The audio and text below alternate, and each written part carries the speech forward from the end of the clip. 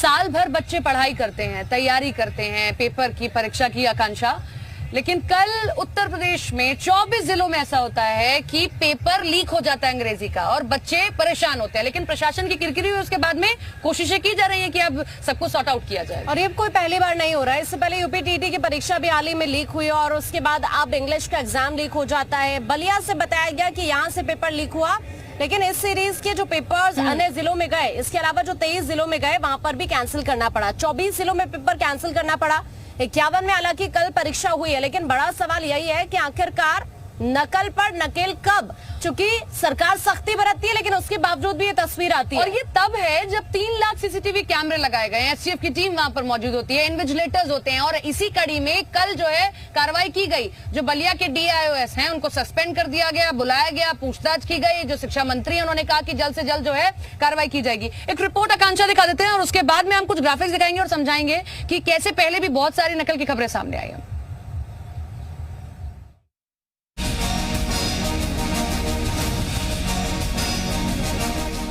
UP board के 12वीं की अंग्रेजी का पेपर लीक होने से हड़कंप मच गया। बलिया जिले में पेपर लीक होने के बाद आनन फानन में 24 जिलों में अंग्रेजी की परीक्षा रद्द कर दी गई। अब इन 24 जिलों में अंग्रेजी का पेपर 13 अप्रैल को होगा। पेपर लीक होने से छात्र मायूस दिखे और अभिभावक नाराज। हमारा यहाँ पे आके समय नुकसान हो रहा है और हम लोग जिस डिप्रेशन के साथ यहाँ पे आए थे उस सब पे पानी फिर गया है। इसमें शासन की पूरी जिम्मेदारी है। यहाँ पे पता चला कि पेपर रद्द हो गया। इस बात का हमें बहुत दुख है कि पेपर रद्द हो गया और हम लोग नहीं दे पाएंगे। पेपर लीक मामले में माध्यमिक शिक्षा मंत्री गुलाब देवी ने जी उत्तर प्रदेश उत्तराखंड के साथ खास बातचीत में दोषियों के खिलाफ कड़ी कार्रवाई की बात कही।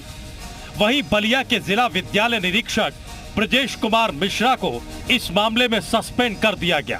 आदेश कर दिए गए प्रधानाचार्य के खिलाफ, डीआईएस के खिलाफ आदेश कर दिए गए, उनको गिरफ्तार किया गया। क्या निलंबन या बर्खास्त? नहीं, इस समय तो निलंबन के आदेश कर दिए गए। वहीं यूपी बोर्ड के सचिव दिव्यकांत शुक्ला ने भी बताया कि डिटेल जांच जारी है, देखना होगा कि चूक किस स्तर पर हुई।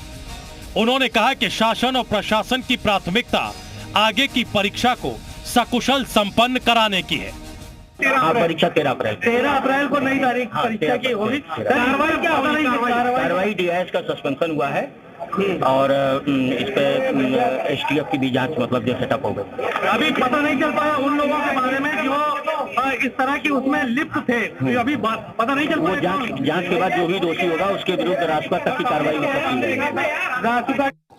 और इस बार फुल प्रूफ व्यवस्था थी। हर केंद्र पर एक अतिरिक्त केंद्र व्यवस्थापक या सिटिंग मजिस्ट्रेट के नियंत्रण में, मतलब उसके देखरेख में, निगरानी में पेपर खुल रहे थे। इसके बाद भी ये घटना हुई है और बहुत गंभीर है। इस पर गंभीर रुख लिया जा रहा है और आगे से पूरी इसके जितनी भी सतर्कता हो सकती है और जो भी इसके लिए उपयोगी कदम उठाए जा सकते हैं वो उठाए जाएंगे और अब इसके बाद एक घटना ना हो इसके लिए सब कुछ किया जाएगा। वहीं जिन जिलों में परीक्षा रद्द की गई है उनमें बलिया, एटा, बागपत, बदायूं, सीतापुर, कानपुर देहात, ललितपुर, चित्रकूट, प्रतापगढ़, गोंडा, आजमगढ़, आगरा, वाराणसी, मैनपुरी, मथुरा, अलीगढ़, गाजियाबाद, शामली, शाहजहांपुर, उन्नाव, जालौन, महोबा, अंबेडकर नगर और गोरखपुर जिले शामिल हैं।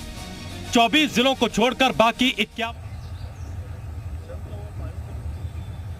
और ज्यादा जानकारी के लिए हमारे साथ हमारे सहयोगी मयूर इस वक्त लखनऊ से जुड़े हैं। मयूर, कल ये पेपर लीक होता है, उसके बाद यूपी एसटीएफ को जांच सौंपी जाती है, डीआईओ इस पर कार्रवाई होती है।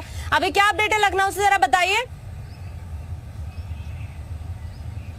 बिल्कुल, देखिए 17 लोगों की गिरफ्तारी अब तक हुई है। तमाम जो डीआईओएस है, एक डीआईओएस को तो सस्पेंड किया गया है, लेकिन तमाम डीआईओएस ऐसे हैं जो कि अभी जांच के जद में हैं। और देखिए, हमने जो रिपोर्ट दिखाई है, ऐसा पहली बार नहीं हुआ है कि पेपर लीक हुआ है। इसके पहले भी तमाम सारी जो सरकारी नौकरी के लिए जो परीक्षाएं होती हैं उसमें पेपर लीक होता है। एसटीएफ जाँच करती है और जब जो भी अपराधी पकड़े जाते हैं उनसे ये पता चलता है कि वो पिछले 4 से 5 साल से लगातार पेपर लीक कर रहे हैं। तो इतना बड़ा नेक्सस है जो काम कर रहा है, लगातार पेपर लीक कर रहा है, तो सवाल ये खड़ा होता है कि आखिरकार ये लोग 4-5 साल तक कैसे काम करते हैं, इनको पहले क्यों नहीं पकड़ा जाता है? बच्चे पूरे साल मयूर, तैयारी ये करते पहली हैं, बार पढ़ाई नहीं करते है, हैं, जिम्मेदारी लेकिन बच्चे ये हैं, वो बहुत पेपर देने चिंता जाते हैं वाली 2 बात घंटे है कि पहले। सरकार को बने जुम्मे अभी कुछ ही दिन हुए हैं और अचानक ये खबर आती है कि पेपर लीक हो गया है। सरकार की कार्रवाई पर, प्रशासन की कार्यप्रणाली पर और शिक्षा मंत्री पर सवाल खड़े होने लगे हैं।